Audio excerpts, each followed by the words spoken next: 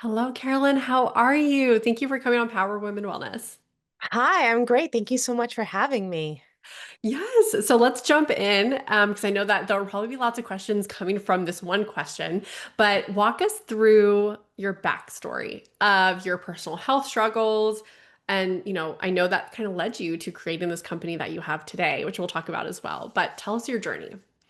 Yeah, so I lived majority of my life eating everything and not really having any type of food allergies or dietary restrictions or anything like that. When I was 31 years old, I just moved to Manhattan, New York. I had just graduated from business school and had just started a new career. So all the things, Okay. new place, new job, new career. Um, and I just started getting some indigestion, which at the time wasn't a huge concern, but it was annoying Yeah. enough that I was talking to my GP about it.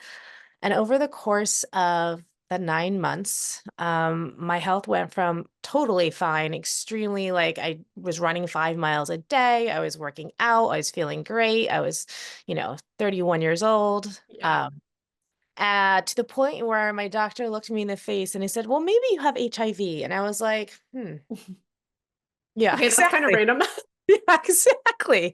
Well, like we'd done all the testing. We'd done like very early on when I started having some symptoms. The first thing they tested for was like dairy allergy, gluten Yeah. allergy, egg allergy, all those things. And all those tests came back negative. I even did like elimination diets, or I thought I was doing elimination diets, to see if that helped anything. And over the course of 9 months, I mean, my immune system started failing.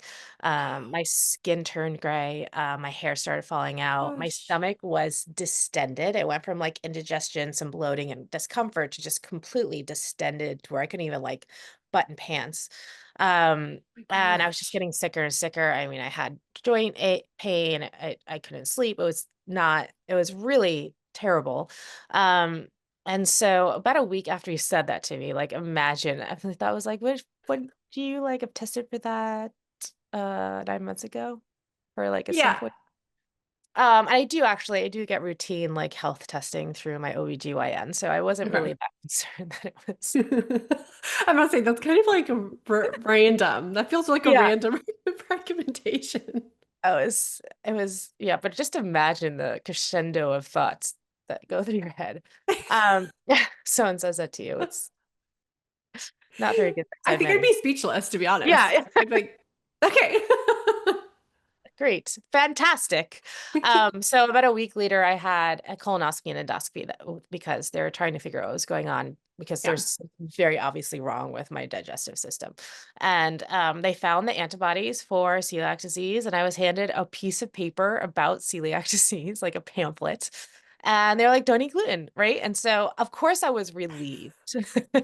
Yes, yes, yes. Nothing serious like cancer And or yeah, yeah, yeah, or HIV. It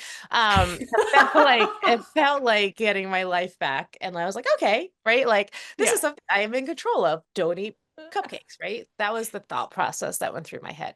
Of course, I learned rather quickly that being gluten-free and having celiac, so what celiac disease is and why it's different from a food allergy is it's an autoimmune disease. So the reason why I was so sick and my hair is falling out and my skin was turning gray and my immune system was failing is that because the majority of your immune system is in your gut, and I create antibodies that when I eat gluten my body mistakes it for like a foreign invader, and I create antibodies, but those Tax. antibodies actually attack my colon, Yeah. destroy my colon. And your colon is where a lot of nutrition is absorbed. And so when it gets destroyed and damaged, you are unable to absorb nutrition. And if you cannot absorb nutrition, you are going to Dead.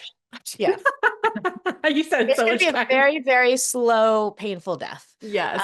which is what was happening. My body was starting Yeah. to, break down because even though I'm eating things that aren't gluten, like I was eating Hmm. free foods that are naturally gluten free, my body was still just not able to absorb that Yeah. nutrient. So Yeah. healing my body became, a primary goal. Like that was the most important thing to me.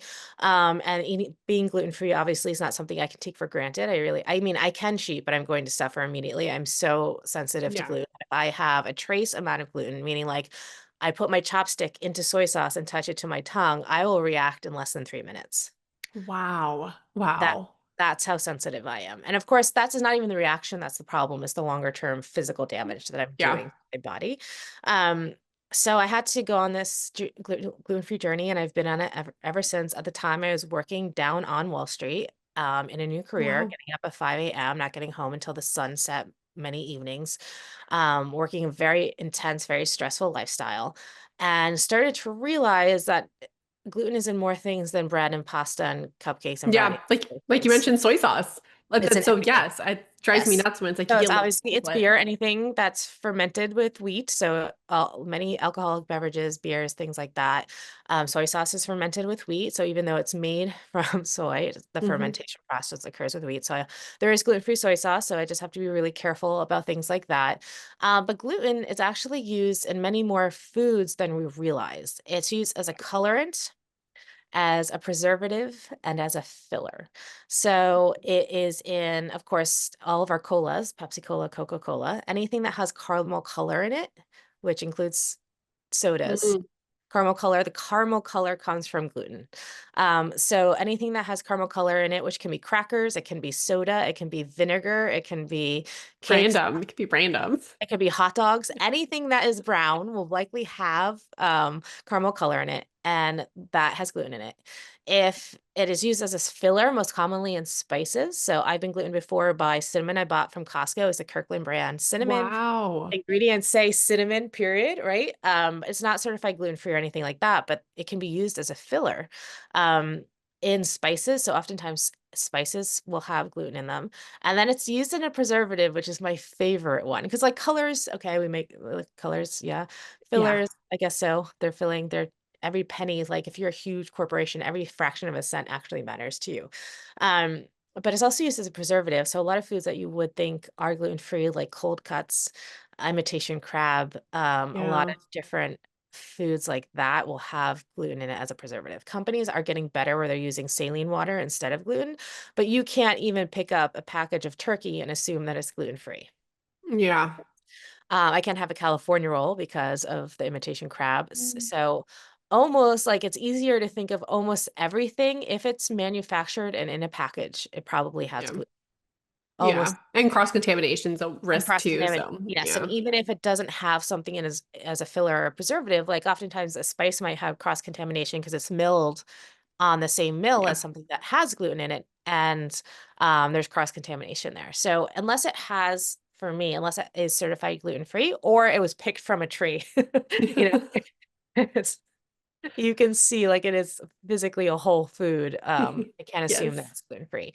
And that changes your life profoundly. Yeah. Grocery shopping is no longer the same. Oftentimes, when I go into a grocery store, I can go to the produce aisle, right? I can go to the butcher section. Yep. I can go to the cheese section, and there's some cheeses that might have gluten in them, but the majority of cheeses do not. And then I can go to the little gluten-free section they often have at like an end cap or Yes. somewhere and find the aisle where the gluten. That's the entire grocery store for me. That's where I can shop. So about But 70% of the also at the same time, like that's annoying, but also a little bit of a blessing because it makes you focus on like more so wholesome foods. it And you're does. kind of It forced does. to. You Yes. can't even be like, let me just dabble. Like you can't dabble. There's no dabbling. No, there is no. It's like usually it's like, do they have a gluten-free pasta? Yes or no? Okay, no. Okay, I Nope. won't be having pasta. Got But it. okay, Yeah. so I can start to see the little transition here because Yeah. gluten-free stuff doesn't always mean good. Right. And it's very often very expensive comparatively. And Yes. one of the reasons for that is that the base of most gluten-free products includes rice, which makes sense. It's usually right. A flour has it's gluten-free flour usually is made from a combination of flours, but the foundation is normally rice. Yeah. And I buy rice flour by the metric ton. So I'm not even buying like bags or pallets of it. I'm buying tons of it. And it costs $2 per pound. Whereas wheat flour, you Wow. can go to Costco and get a 25-pound bag of wheat flour at Costco. It's going to cost 5 cents per pound. Wow. Okay. So that's why it's more Yep. expensive. Okay. There's a huge differential in the cost of the ingredients. The reason why rice flour is so expensive is that wheat is primarily grown for the purpose of flour. We're not eating whole wheat for Yeah. many reasons, whereas the majority of rice in the world is used to be consumed for rice. So they're only making rice flour out Mm. of the brokens. Oh, So the interesting. amount, so the amount of rice flour that's manufactured in a year has nothing to do with the amount of the rice crop that year. It has to do with how stable the rice was and whether or not there was a lot of brokens. Oh my gosh, that's so interesting. Poor rice. Yeah. So now there's this whole like very so rice flour is exponentially more expensive than wheat flour. Um Okay. Oh, that makes me feel, I guess, a little bit better because every time you go into a restaurant, like a gluten-free bun is like a $2 upcharge. Like, oh, yeah. but then I'm No, it like, is. okay, well, that It's makes sense. hard, even though rice is a very abundant grain, Yeah. yeah, in the world. Yeah. It's used in every continent, almost. It's very abundant. And Yeah. rice flour is not, it's a byproduct, basically. It's not the actual product. Mm, Flour is the product. got it. Got it. That makes Um, sense. Okay. So it's a very expensive usually. So you're investing a lot more into these products, and then oftentimes they don't taste very good. So Yes. I mean, I literally, so you can imagine, um, when I was diagnosed and I started having my foods limited to me, I started to more appreciate the psychological impact that food has on your day. Mm, And of course, we think about like emotional eating as like a negative term, but food is very ceremonial and you don't have to be an emotional eater. Like tea. Like think about tea, one of the most yeah. ceremonial foods in the history of the world is just leaves and water. But tea is very important to a lot of people in many cultures and across centuries. The Yeah. ceremony of tea. Of course, in America, we have more of the ceremony of coffee than we have tea, but of course, there's tea drinkers. Coffee is extremely ceremonial Yeah. to people who are drinking it. As a professional, having my cup of coffee in the morning was really important to me. It was not just drinking the fluid, drinking the coffee. Of course, I'm drinking it for the caffeine, but was the ritual of The drinking that thing. coffee. Yeah. I have that way with my matcha. My matcha. Yes, absolutely. Right. So you're a tea drinker. Hmm. Both very similar rituals, right? And Yeah. then of course, and when you're working professionally, there's about a 3 o'clock break point where everyone either gets a tea or a coffee or a diet soda. Also very important. This is part of the ritual of the workday. And so I'm not even talking about things like birthday cake or pasta here. I'm talking about things like I used to drink Diet Coke every day of 3 p.m. And that was a really important part of my ritual. And I lost that. And the things that I started to mourn weren't pie, it wasn't pasta, it wasn't morning lasagna. All of those things, to be honest, I can live without. It was these Yeah. little rituals, these things that were more important psychologically to me that Mm. started to really weigh on me. Okay. And when it's taken away from you, like my daughter just turned 1 and we went to a birthday party, of course, like for her friends threw her a little birthday party. And there was nothing gluten-free there. So I had to watch everyone eat my daughter's birthday cake and I was really upset. Oh my gosh. Well, tell me you I didn't brought some of cry or your anything, own. but then like I was just like, this is wrong. This is just like because I couldn't participate in the celebration and the ceremony of Yeah. the birthday, which is eating the cake. That's the most Yeah. important ceremonial part of the birthday. Of Yeah. course, that's not the most important part of the day, but It's a big part.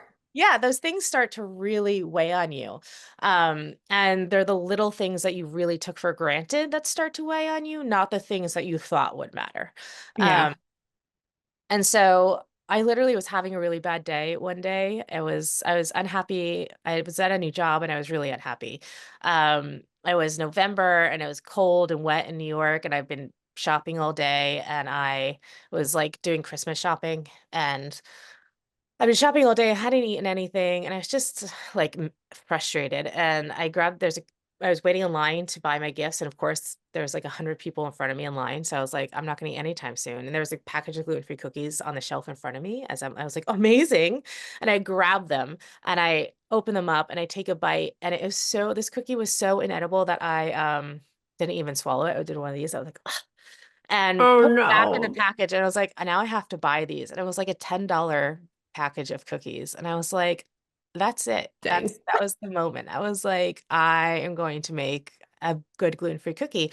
It's like when you think about what a cookie should make you smile, there's no purpose in life for a cookie other than to make you smile, right? Happiness and Yes. deliciousness. Cookies are your own little personal happiness chip, right? Yes. Reach for I the love cookies that. when you need a little happiness, right? They're Yeah. not they're not an all the time food. They're not meant to be providing you with minerals and vitamins, even though people try to sell. That's not the purpose of a cookie. Should Yeah. get minerals and vitamins from salad and meat, or if Yeah. it's vegan, whatever from your like diet. Exactly. Yeah, from your normal foods. A cookie is just to make you happy. That's just Yeah. your own personal happiness vehicle. Um, and it's a more accessible happiness than cake, right? So the cookie is just an accessible little chunk of Yeah. happiness. And this cookie made me so sad. And it made me even sadder that I had to spend money on it. And I was like, this is wrong. This is just wrong. Everyone deserves like a cookie that makes them smile. And I literally left my job in finance and started Mightylicious with that cookie. Of course, there's a So, lot leading up to that point of like really yeah. avoiding like food and like having to learn to like relearn how to bake. I'd always been into baking and I always loved baking and found it really therapeutical. But I was like a Yeah. hobbyist baker. I baked on the weekends. I baked during on vacation. It's something that I found a lot of peace through. And Yeah. like even when I would go on vacation, I love to bake when I'm on vacation because I find it so therapeutic and relaxing. I Um, love that. Certainly wouldn't call myself a baker by any means. Well, But I I have, feel like now you definitely have yeah, yeah. to because I No, mean, I, or no, you're like a cookie expert. yes, definitely you could call me a gluten-free cookie expert. Now, yeah, so I literally and I have a really intense and focused personality. So I literally left my job in finance. Instead of getting up at 5, I got up at 6 and I would bake until like like fell over every single day, 7 days a week. I know people's worry too is that when they enjoy certain things and but they turn it into a job, it loses enjoyment. Did that ever happen for you with baking? Yes, actually. So I still Okay. enjoy baking, but I certainly don't need to bake the same way I used to. But I Yeah, don't know that that has to do with my job as much as that now I'm a mom and I have a 3-year-old and a Mm, 2-year-old. So baking that'll is do it. often involves little hands. Yes, that will definitely do it. I will. My kids are older now. I have one going into high school and one going into middle school, so I'm out of the Yeah. little kid stage. And I love But my kids, but it is like I'm a very precise person and they're like just, there's the chaos. but I could never understand how moms let their kids help them in the kitchen that young. I would say probably when they were starting to get in elementary, like kindergarten, first grade was okay. But I see moms like in their little toddlers, I'm like, I feel like I would just be so Yeah, no. neurotic. We make I can't pancakes do that. every Saturday, and every Saturday, I need a she break. loves it. She loves it, but I look calm on the outside. Not the inside. Dying on the inside. I'm Yes. dying. So And you it's went just to pancakes. It's hard to mess up pancakes, but it's just. yeah, yeah. So you went to business school, and so you Yes. obviously weren't planning to start a business. You were planning to like stay in finance and like do business on the back end, but not start one. Yeah, I don't know that I had much of a plan when I went to business school. I started in operations and supply chain consulting and had done that for Okay. 4 years. And it was 2004 to 2008, which was a very intense time. I was doing military supply chain. I was Department of Defense supply. Wow. So that was a very intense 4 years of my life. And I just was like, I don't want to do this. This is not what I want my career to be. I don't know what I want my career to be. So I did what most people do. And I went to business school, even though when you get there, you're like, yes, this is what I always wanted to do. Um, and in business school, I absolutely loved business school because I love business. And I liked being consultant. It wasn't something that I was like, oh, this is not me. I didn't want to be a public sector Department of Mm, Defense consultant. But I didn't know what my next step should be. So I went to business school, and at business school, I met Barry Nailbuff, who is one of the founders of Honest Tea, and he's a professor there, and of course, learned all about the Honest Tea journey through them. I've never listened to their podcast, but trust me, I know plenty about the whole because it's part of the curriculum if you went to okay. Yale. And I was like, wow, this is amazing. I sort of have always known that I'm an entrepreneurial person because consulting is very entrepreneurial. And I was like a 22-year-old and I was like managing, like I'd sold my own project to the Department of Defense, was managing my own team. I was very good at that part of it, which is the harder part. Yeah. Um, I'm very entrepreneurial in spirit. And so all of that, like I took all of the classes in private equity and venture capitalism and all that stuff and loved it, but I didn't have an idea. And I think that you do have to have an idea that you're obsessed with, that you cannot stop thinking about and that just weighs on Mm, you. I didn't mm, have that, but I always thought that I might discover it. Um, yeah. so I went into banking because I also love economics and I love being a part of the market. So I went into private banking, which also is a career that I really enjoyed and I'm very passionate about. But I also had been doing that for about 10 years when I left and was like, this isn't necessarily what I want. Like, I'm part of me is that entrepreneur is Yeah. like, I don't know what my life is going to be like 10 years from now, 20 years from now. I Yeah. really, some people need and want that and they like that stability. That's not who I am. We And don't like stable. We don't no, like stable. no, I don't want I to, mean, I don't want to know.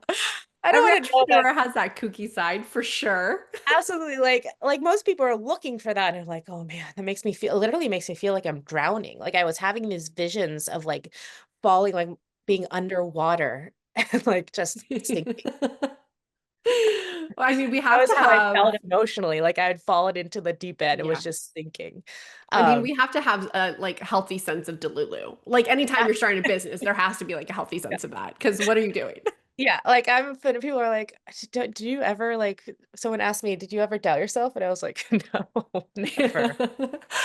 And Yes. that my confidence doesn't come not like I'm going to be successful and I'm going to it's like I just am really good at failing. I Yeah.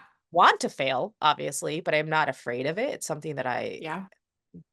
Yeah, that's so funny. I was just on a podcast. They were interviewing me and they asked like that same question of like, did you ever have any fear starting? I'm like, not really, because I just know like my work ethic and I know I'm gonna work hard. And if it works, it works. If it doesn't, it doesn't. Like at the end of the day, I yeah, just I'll know have I a new gotta idea, show don't up. worry. I'll Yeah, come up yeah, with like you show up, I gotta do what I have to do, and I will let whatever happens happens. And it's fine. I'm okay with that.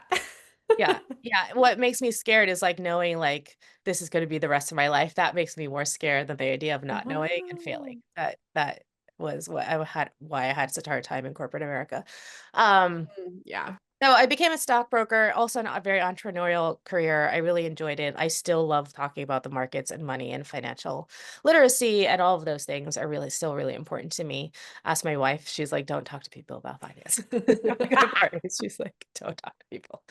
I'm like, Oh but my it's so gosh. important. People should be financially literate. And so many people in America, even really successful, For wealthy people, sure. do not have financial literacy. And it's astonishing to me. For sure. I know finances make my eyes glaze over. I know. It's like I'm a I know. science person. Math was like not my forte. So I feel that. I feel that. Yeah, that's the thing about baking. So as I started to discover and like really get into baking and the method of it, baking is a combination of chemistry, biology, and calculus. And I was like, ooh, these are all good things. And it's also Challenge. art. Yeah. It's also an art form. And I was like, oh, this is very up my alley. Like I really enjoy this, especially when you start multiplying recipes. You can only I get salty because seasoning is the salt.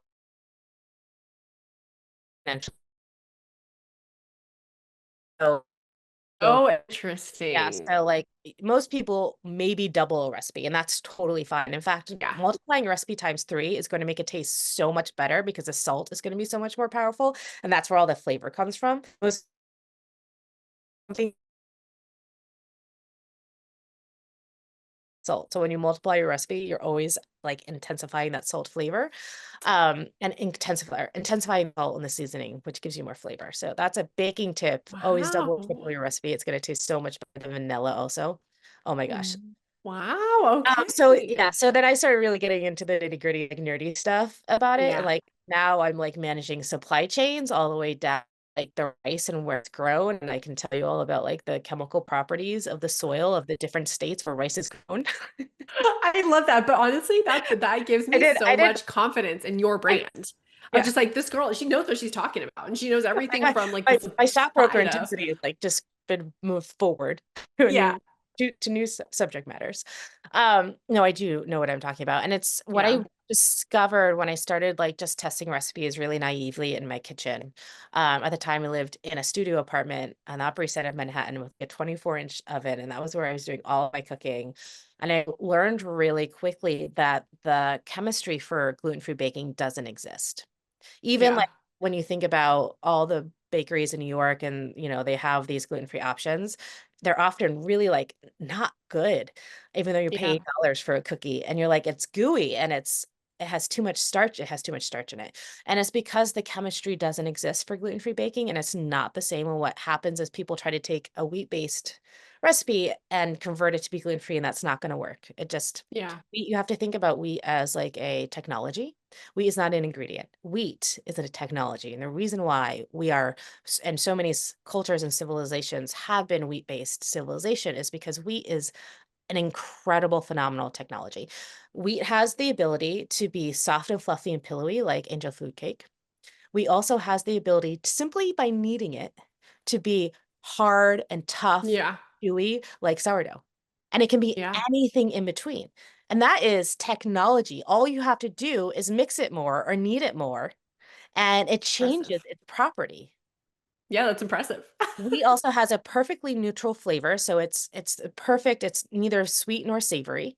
It's not nutty, it's not bitter. It's this perfect neutral flavor that it has its own flavor, but it's something you don't really remember, which is Yeah. perfect. It also browns, so it caramelizes, which amplifies the flavor. So you get something that not only smells good, tastes good, but it also looks good because it's brown. That's why so many people add caramel color to their products, is because in commercial baking, you don't bake things for as high levels. You usually bake it low and slow so it doesn't create that brown color that people want. And so you add Mm. caramel color to create the illusion of how it was baked. There's even psychology stuff There behind it. is, there is. So wheat has the ability to not only create aroma, it creates color, it creates all the things that you want from it, and it's just one single ingredient. It also wheat, when you think about, like, has 12 to 14% protein in it, and that protein is both the foundation and the structure, the walls of a baked good. So baking Wow. without wheat is like removing the foundation and then removing the walls. So you're Mm. left with like roofing and siding. Like, right? You cannot build a house Wow. Yeah. without the foundation or the structure. Like, it's just not going to work. And so Wow. when you remove wheat from a cookie, what you get is a puddle. The cookie literally doesn't bake or rise or have any of the body that you would expect from a cookie. And so just replacing that with a non-wheat flour does not fix that problem. So you Yeah. have to start the recipe from scratch entirely. And then when Yeah. you start talking about baking vegan and gluten-free, the only protein Oh my left to take gosh. the gluten out is in the egg and the butter. And then you're removing both of those ingredients to make something that's vegan gluten-free. And you're like, that's like when Whole Foods is It's actually, chaos. yeah, it is. It's total chaos. Whole Foods is like, Carolyn, your gluten-free cookies are great. And, gluten-free is growing, but you know what's really growing? Plant-based. Can you make a plant-based gluten-free cookie? And I was like, what the? These Like, I'm, ingredients are unmatched. like, I'm just trying to figure it out. I know. Um, What? Do you know that the holy trinity of baking are eggs, butter, and flour? That's what yeah. baking is. Like, I will say you never see vegan gluten free. it's so hard. It's nearly impossible. So hard. It's It's so so hard. hard. It's so Which sucks for the people who can't have like eggs and wheat because those are exactly. common allergies. Exactly. So to start this company, I spent like 4 months baking like a crazy person every single day until I like created a recipe. Because when you're baking, you're not only creating a recipe that you can make, but you have to create a recipe that you can make the same every single Every time, time. which is not easy to do because baking Yeah. is chemistry and it's biology. So like when the air pressure changes and there's like a cold front coming in, Yes. your cookies don't perform the same way. When you change altitudes, your cookies don't Yes. perform the same way. So there's elements that are just environmental that can impact the outcome Yeah. of a cookie that you have zero control over. That's how Wow. technical it becomes. And so, of course, we bake in a climate control facility, but still we can't control the air pressure. Like, Yeah. Yeah. Yeah. Yeah. For there's sure. things that you're not able to control. And so I spent 4 months creating a cookie that was amazing. It was literally the best cookie I'd ever baked, gluten-free. Walked into Whole Foods on 86th Street because I lived on the Upper East Side. I was like looking for feedback. So I was like, in business school, you learn, like, create a prototype, get feedback, refine the prototype, get feedback, et cetera, and so on before you come. Then you start, like, once you have a finalized prototype, you start your like go-to-market strategy. And I was like, I'm just gonna go get feedback on this prototype. So I take my cookies, I put them in like I ordered Tintai coffee bags on Amazon, like a 50 pack of just brown paper Tintai coffee bags. And I also have an art degree, so I designed my own labels and put them on the front and the back and made it look as like professional as possible. I walked into the Whole Foods and I was like, I just am looking for feedback on my cookies. And the woman at the information desk was like, go talk to Chris behind the bakery counter. He's a team lead there. He'll give you feedback. And I was like, great. So I walk over to the bakery section. I'm like, Chris? And he's like, yeah. And he's standing behind the cakes. I was like, I have gluten-free cookies. He's like, great. He took a bite and he was like, that's the best gluten-free cookie I've ever tasted. I want you to go down to Union Square in Brooklyn. We sell more gluten-free products than any other Whole Foods in Manhattan. Ask for the team leaders there. And if we all email the regional office, we have this like forager program where we can like onboard local manufacturers, et cetera, so on. And I was like, great. Okay, thanks, Chris. Bye. What I did that, this was on a Thursday, it was like Thursday morning, and I was being onboarded by Monday. Wow. So that was my whole, and I was like making cookies in my Wow. 24-inch oven in my studio apartment. I didn't have insurance. I didn't have licenses. I didn't have any of the legal regulatory requirements that is Wow. needed to sell product to the general consumer. Fortunately, it takes 6 months to onboard, or it did take me 6 months to onboard with Whole Foods. Usually it takes about 3 to 6 months to get a new customer. And by then I had my insurance and my food handler's license and my LLC, and I had a commercial facility in Queens that I was renting on the weekends. And for the first year, I was just making cookies every weekend by hand and delivering them in the back of a sedan to Whole Foods on Monday. Oh my gosh. Wow, I love that. What a amazing founder story. That's probably like one of my favorite founder story that I've listened to be honest. Thank you. And maybe because it, like there's like that health component and your history that kind of led you there to making something so delicious. Because yeah, there's it's definitely a struggle out there that and I would consider it was still majority of the case that most gluten-free products aren't that good still. There's some that definitely are out there, but it's not the They're majority. getting better, but it's not like Yes. wonderful. Yeah, Yeah. especially Yeah. if it's Yeah. supposed to be a treat. Like gluten-free Yeah. pasta is fine. Like there's like a bunch of brands out there and the Yeah. pasta Like I is love fine. Jovial. Yeah. Yeah. That are really good and it's fine, but it's when you get into the bakery section, it goes Yes. particularly downhill fast. Yes, for sure. And with your gut health, pivoting a little bit, is there anything that you do outside of avoiding gluten? But is there anything that you do that you really love, that you feel like contributed to having better gut health, whether that's a supplement or a lifestyle thing that you've done or incorporated? That is a good question because I always feel like I'm constantly like once you have permanent damage, that it's a Yeah, constant battle for me. I do find that like prebiotics and probiotics help a lot. That good. that's not something that I take for granted. Anything like I'm really obsessed with anything that's fermented. Yep. Like sauerkraut, pickles, anything that's fermented, I find make me feel a lot better. I also find that eating green things that are green like always just make me feel better. Um, and whole foods like Yeah. cucumbers, lettuce, tomatoes, anytime I can, and I used to eat salad all the time because I love salad. My wife is like, she watches me eat salad. She's like, you're a born rabbit. I was like, I know I love it so much, but it's so much harder to make salads around little kids. Yes. Well, actually, I feel like So it's they're just harder in these general. little Like these I little love salads. mongrels.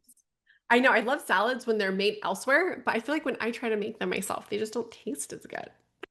Yeah, I just don't like when you have like little people around, I'm like, they're having nuggets, I'm gonna have nuggets because that's how Yeah. much I have today. I know. Have you Like, found a balance at all? Because you have a family and a business, and obviously yeah, health is that's something that's hard. always working. Have you found a Yeah, balance for you?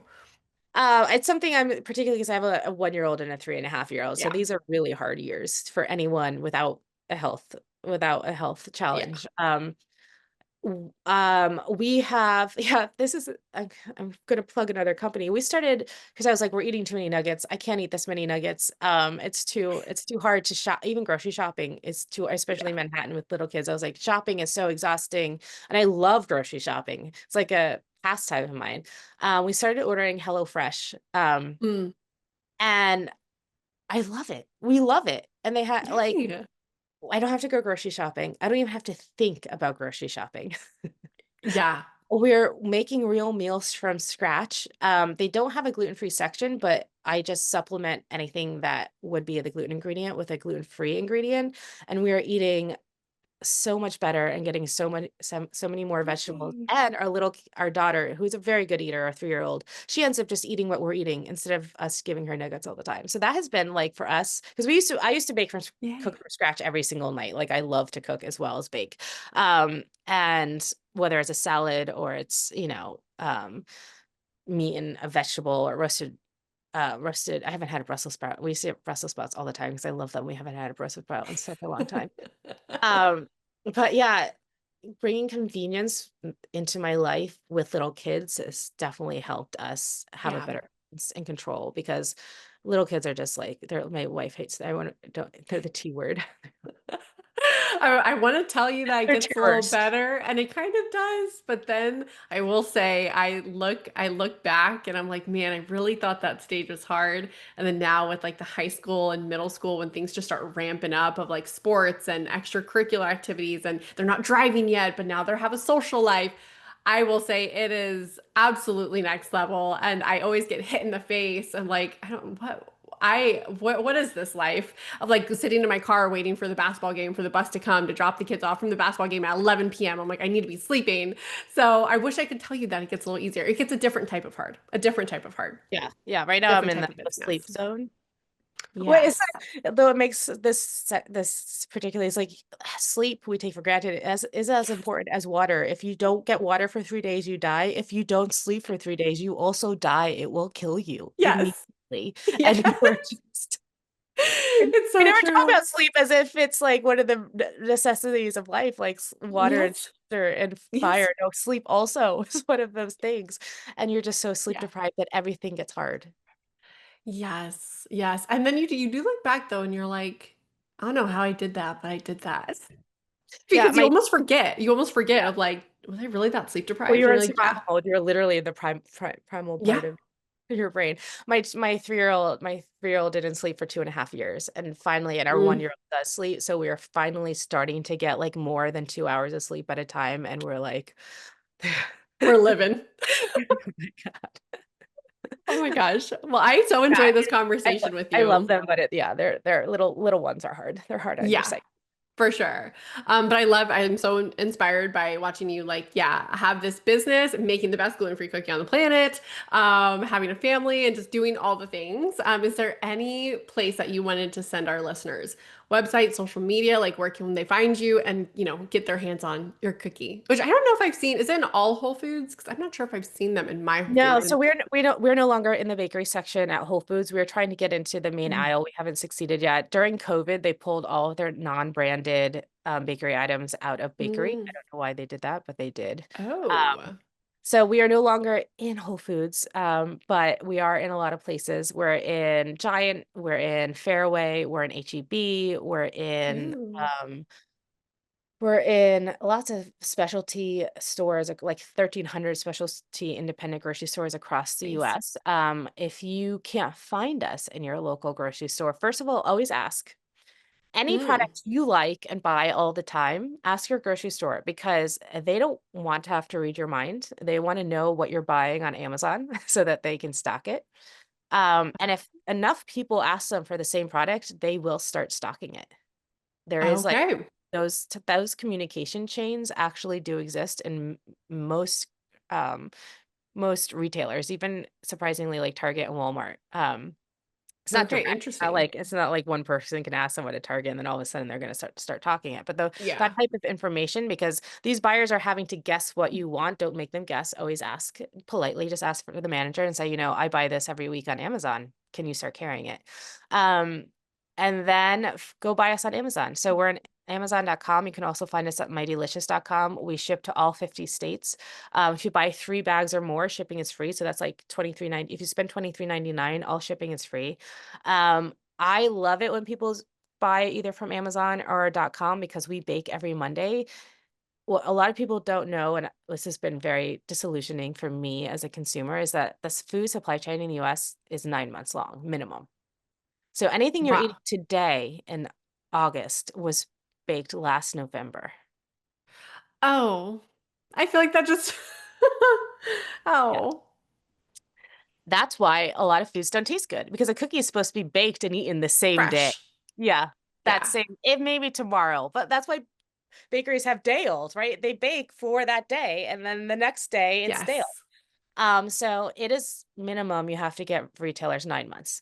So my biggest struggle as a food manufacturer is how do I make sure that the quality of the product that was baked today is still the same quality product that the consumer is going to consume, whether it's 3 months or 6 months or 9 months from now. So that's my biggest sort of hurdle these days, is always Mhm. trying to perfect that without introducing chemicals or preservatives into our products. Um, but yes, we bake every Monday. So we bake to order, not only for our consumers, but for our retailers. We don't, what a lot of people do in manufacturing is they do one big run because it's cost effective. And then Mhm. they put it in warehousing, and then they fill purchase orders from that one warehouse. We Okay. actually bake our cookies fresh for each purchase order. So we bake every Monday or every other Monday, depending on the season. Um, and if you order directly from us, that product was probably baked on Monday. Oh, good to know. And you said that also like in Amazon, that's Yeah, the so to case. Amazon, we never send to so it's a little bit older from Amazon, but we never send product to Amazon that's for longer than a month or two. Want Okay. Amazon to move through that really quickly. Okay, good to know. Interesting. I always love hearing like all these little behind the scenes things in industries that you're not Yeah. in because you're like, wait, what? Exactly, exactly. Now, when I walk into a grocery store, like I used to walk into a grocery store like the normal person and be like, "Oh, there's lettuce and there's bananas and there's pineapples and that's normal." And now I'm like, "Lettuce in January? Pineapples from Africa?" Like I just understand the supply chain, and I walk into grocery, I'm like, "This is magic." Oh my gosh, that's Really wild. Okay. So reason to yeah, spend. okay. I'm definitely gonna have to order some on Amazon for sure. Amazon stores, and then I'll link all your website and social media links as well that people can connect with you. But I'm so glad that you were able to come on and share all the cookie love and just your journey. Honestly, it's so incredible. So high five to you. Thank you. Really appreciate being here and getting to tell my story, because it's I tell people like I do miss banking, but like I feel like those past Yeah. lives were like a dream, and like I'm finally like actually living. Like it's been such a wonderful journey. Oh, I love Uh, that. yeah, and I encourage anyone who has a passion, and if it's something that like keeps you up at night and it's all you think about, you got to do it. You got to. Ah, I totally agree with that. Amazing. Yay.